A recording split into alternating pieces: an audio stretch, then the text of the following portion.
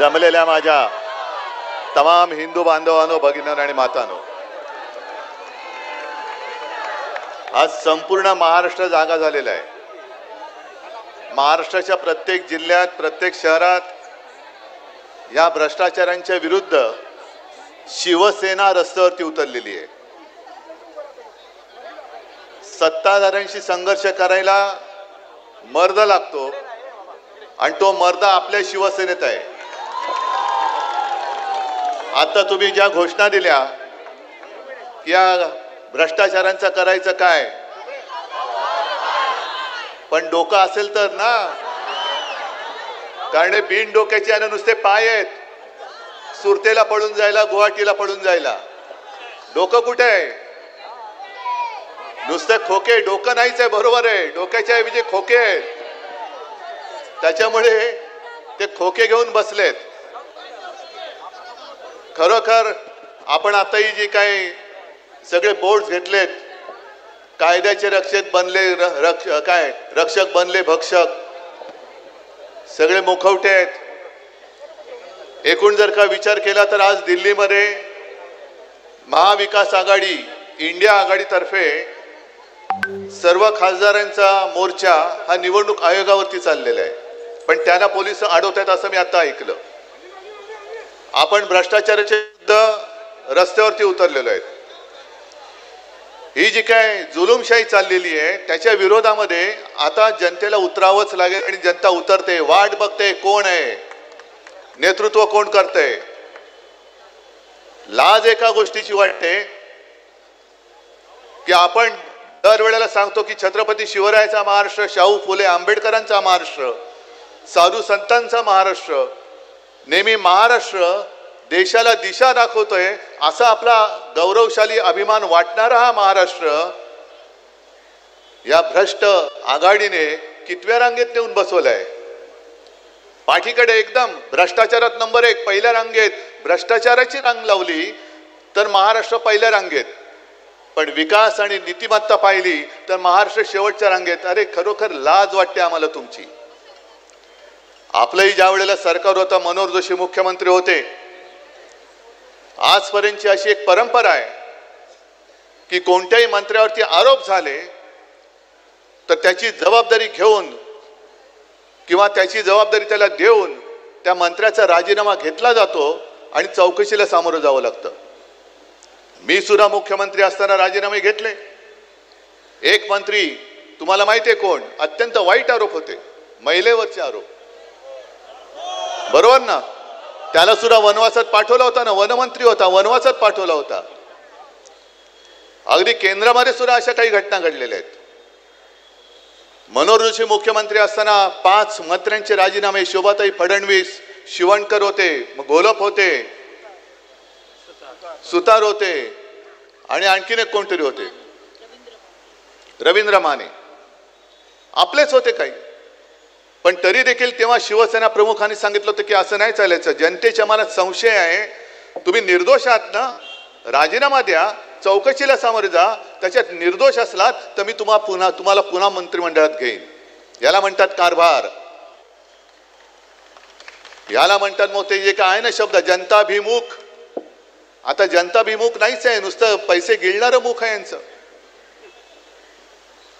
ज्या पद्धतीने नुसते आरोप नाही केले आपण, अंबादास दानवे आहेत, अनिल परब आहेत, पुराव्यानिशी सभागृहामध्ये यांची लखतर आपण वेशीलावर टांगली होती. पुराव्यानिशी कोण डान्स बार चालवते, आमचा मंत्री. कोण बॅगा घेऊन बसले, हा आमचा मंत्री. पण एक गोष्ट विचित्र किंवा चांगली अशी पाहायला मिळाली की जसं अभ्यास कोणताही असो, तुमची आवड कोणतीही असो, पण तुम्हाला सत्ता टिकवण्यासाठी कोणतं तरी मंत्रिपद आपल्याला द्यावं लागतं. पण पहिल्या प्रथम असं झालं की एका व्यक्तीला आवडीचं खातं मिळालं. कोण? रमी मंत्री. हे रमी मंत्री आहेत. क्रीडा मंत्री कुठे आहेत? शेतकऱ्यांची चेष्टा करतात, शेतकऱ्यांची थट्टा करतात आणि भर सभागृहामध्ये रमी खेळतात तुम्ही. कशात रमतात तुम्ही? शेतकऱ्यांना कर्जमुक्ती करण्यासाठी यांच्याकडे पैसे नाहीत, शेतकऱ्यांच्या प्रश्नांकडे वेळ द्यायला यांच्याकडे वेळ नाहीये, लक्ष द्यायला वेळ नाहीये. आणि देवेंद्र फडणवीस, आम्हाला वाटलं होतं की त्या भाजपचे हे कोणतरी परंपरा पुढे चालवणारे असतील. आरोपानिशी पुराव्यानिशी आरोप केल्यानंतर बिना चौकशी कसली करताय? चौकशी करायची गरज नाही, मंत्र्यांची हकालपट्टी केली जाईल अशी आम्हाला अपेक्षा होती, असा विश्वास होता. पण मुख्यमंत्री सांगतात नाही, आम्ही त्यांना समज दिलेली आहे की यावेळेला रमी नको खेळू, 3 पत्ती खेळ. ही समज, ही मोठी समज नाही, समज देऊन सोडून देण्यात आलेले आहे की पुढच्या वेळेला बॅग उघडी टाकू नको, बॅग बंद ठेव. पुढच्या वेळेला तू सावली बार नेऊ ठेवू नको, भर उन्हाचा बार काढ. हे बघा आलं ऊन, मग सावलीमध्ये डान्स बार नको, उन्हामध्ये डान्स बार कर. आम्ही समज देऊन त्यांना सोडून दिलेले आहे, पुन्हा असं करायचं नाही. ठीक आहे, चांगली गोष्ट आहे. जर तुम्ही या भ्रष्टाचारांना पुरावे देऊन सुद्धा केवळ समज देऊन सोडून देणार असाल तर मग आमच्या उपराष्ट्रपतींना तात्काळ राजीनामा घेऊन त्यांना वनवासात का पाठवलं? धनखड कुठे आहेत? जगदीश धनखड अजून नुसतं ऐकलंय, राजीनामा का घेतला त्यांचा, त्यांनी राजीनामा का दिला? कारणच नाही समोर आलेलं. मी जेव्हा दिल्लीत गेलो होतो तेव्हा मला असं सांगितलं की धनखड हे या सरकार विरुद्ध काहीतरी कारस्थान करत असतील किंवा होते, हा संशय आला. Why did you cancel your Midjourney subscription? I found this hidden AI. म्हणून त्यांना तडकाफडकी काढलं आणि गायबच केलं आणि गायब केलं. मग धनखडनं का नाही समज दिली हो की पुन्हा असं करायचं नाही, केलं तर मारीन, पट्टीने मारीन मी तुम्हाला, हा अंगठे धरून उभं करीन तुम्हाला मी. ही समज धनखडनं का नाही दिली? आणि धनखड गायब. म्हणजे जसं चीनमध्ये चाललेलं आहे, चीनमध्ये तुम्ही कळत किंवा नकळत असं म्हणतात की तिथल्या सरकार विरुद्ध कोण बोललं तर 2 ते 3 दिवसात तो माणूस अदृश्य होतो, कुठे जातो तेच कळत नाही. आज आमचे उपराष्ट्रपती अजून नवीन उपराष्ट्रपती झालेले नाहीत, त्यांनी राजीनामा जरी दिला असला तरी मग माझी म्हणा किंवा नवीन उपराष्ट्रपती नेमले गेलेले नाहीत म्हणून उपराष्ट्रपती म्हणा आहेत कुठे ते तरी दाखवा. कारण त्यांनी राजीनामा देताना कारण काय सांगितलं? तब्येत बिघडली. मग कोणत्या हॉस्पिटलमध्ये आहेत? कोणता डॉक्टर त्यांना उपचार करतोय? का तुम्ही डायरेक्ट त्यांचं ऑपरेशन केलंय? काय नेमकं धनखडांचं झालंय काय? आणि म्हणूनच की ज्या दिशेने हा राज्यकारभार चाललेला आहे, ज्या दिशेने आपला देश, आपला महाराष्ट्र चाललेला आहे, आज परत एकदा आपल्या खांद्यावरती जबाबदारी आलेली आहे. हे जरा वेगळं आंदोलन आहे, हे शिवसेना स्टाईलचं आंदोलन नाहीये.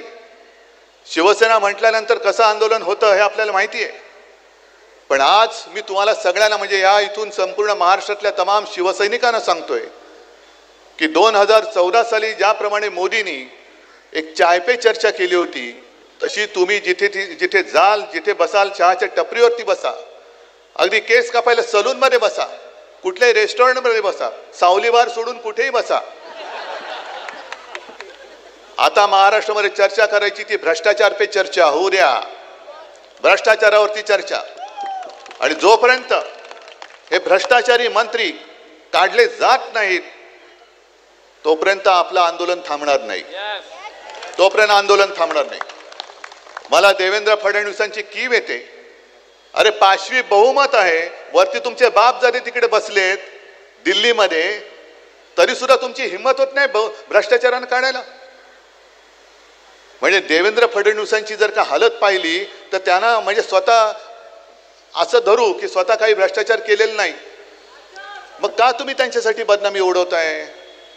का तुम्ही त्यांच्यावरती पांघरून घालताय? काय तुमच्याकडे एवढ्या बहुमतामध्ये, ज्याप्रमाणे जगातला सगळ्यात मोठा पक्ष भाजपा, भ्रष्टाचारी जनता पक्ष, त्यांच्याकडे अध्यक्ष करायला माणूस नाहीये, तसंच तुम्हाला हे भ्रष्ट मंत्री काढून दुसरे मंत्री तुमच्याकडे घ्यायला काय माणूस नाहीये? कोणाचा दबाव आहे तुमच्यावरती? देवेंद्र फडणवीसांनी जाहीर करावं की हे त्यांना पटते का, भ्रष्टाचार त्यांना पटतोय काय? पटत असाल तर मग बघू, महाराष्ट्रातली जनता आहे आणि तुम्ही आहात, तुम्ही म्हणजे ते भ्रष्टाचारी. पण नसेल तर देवेंद्र फडणवीसांनी सांगायला पाहिजे की मला काढायचं हो, पण झालं असं की सहनही होत नाही आणि सांगता येत नाही, अशी परिस्थिती झाली. दबाव आहे माझ्यावरती. अरे द्या जुगारून दबाव. नाहीतरी तुम्ही मतांची चोरी केली त्याच्या विरुद्ध तिकडे दिल्लीमध्ये निवडणूक आयोगाच्या विरुद्ध मोर्चा निघतोच आहे. आणि काँग्रेसने त्यांना एक चांगला शब्द दिलाय, चीफ मिनिस्टर नाही, काँग्रेसने म्हटले थीफ मिनिस्टर, चोरांचा सरदार आहे. तर हे पाप, कारण ह्या संध्या कधीतरी मिळतात, कधीतरी मिळते. मला सुद्धा संधी नशिबाने अनपेक्षितपणाने मिळाली होती. तुमच्या सगळ्यांच्या आशीर्वादाने त्या कठीण काळात सुद्धा आपण सरकार चालवून दाखवलं, महाराष्ट्र वाचवून दाखवला. अरे सत्ता येते आणि सत्ता जाते, पण शेवटी इतिहासामध्ये तुमची नोंद काय होते ते महत्वाचं आहे. म्हणून फडणवीसांना सांगतो की जर तुमच्यामध्ये जरा जरी अभिमान, स्वाभिमान आणि धैर्य असेल तर वरचा दबाव बघू नका, तुमचा खालचा दबाव जर का इथून वाढला तर तुम्हाला महाराष्ट्रामध्ये पलटा भोई थोडी होईल. आणि म्हणून ही आजपासून सुरुवात झालेली आहे. ज्या ज्या पद्धतीने जनतेमध्ये हा भ्रष्टाचार पोहोचवता येईल त्या पद्धतीने पोहोचवा. आधी गणपती उत्सव येतोय, पोहोचवा, त्याच्यामध्ये सुद्धा भ्रष्टाचारांच्या मंत्र्यांचे सगळे जे काय आहेत पुरावे त्याच्यानुसार सगळीकडे मांडा आणि त्यांना सुद्धा कळू द्या की आम्ही गणपती भक्त आहोत, या भ्रष्टाचारांचे अंधभक्त नाही आहोत. एक महाराष्ट्रामध्ये जो आवाज उठला आणि महाराष्ट्राने पुढाकार घेतला तर मला खात्री आहे की ह्या येऊ घातलेल्या हुकुमशाहीच्या विरोधात संपूर्ण हिंदुस्थान उभा राहिल्याशिवाय राहणार नाही. आणि आजचं आपलं एक ठिकाण हे शिवतीर्थच आहे, शिवाजी पार्क आहे, दसऱ्याला भेटणारच आहोत, त्यावेळेला तर बोलेनच. पण आज या शिवाजी पार्कमधून आपण ही भ्रष्टाचार जाळून टाकणारी मशाल घेऊन महाराष्ट्राच्या कानाकोपऱ्यात जाल आणि महाराष्ट्राला योग्य दिशा दाखवाल असा विश्वास व्यक्त करतो. सगळ्यांना शुभेच्छा देतो. जय हिंद, जय महाराष्ट्र. मेरी माँ मुझे हमेशा बोलती थी, बेटा आर्मी की सेवा खत्म हो जाए तो भी देश की सेवा बंद नहीं होना चाहिए. यही था उनका सपना. मैं किशन मल्हारी लोखंडे, कारगिल के जंग में मैं देश के लिए एक फौजी था. माँ 108 साल की उम्र में गुजर गई. मैं उसी टाइम ठान लिया कि उनके जैसे बुजुर्गों की सेवा में अपनी ज़िंदगी लगाऊं. आर्मी के बाद मैंने ये आश्रम की शुरुआत की. एक ऐसा आश्रम जहाँ जाति धर्म कोई मायना नहीं रखता. इनको देख के मुझे ऐसा लगता है आज भी मेरी माँ मेरे साथ में है. यहाँ आने से पहले कुछ लोग गली में भीख मांग रहे थे. सालों से उन्होंने कुछ खाया नहीं था. हम इनको दिन में 3 बार न्यूट्रिशियस खाना खिलाते हैं. यहाँ पर अच्छा खाना देके आंखों से आंसू निकल जाते. आके हम दिखते तो हमें गले मिलते हो. कई बार अनाथ लोग यहाँ पहुँचते हैं तो उनका शरीर जख्मों से भरा रहता है. हम उनका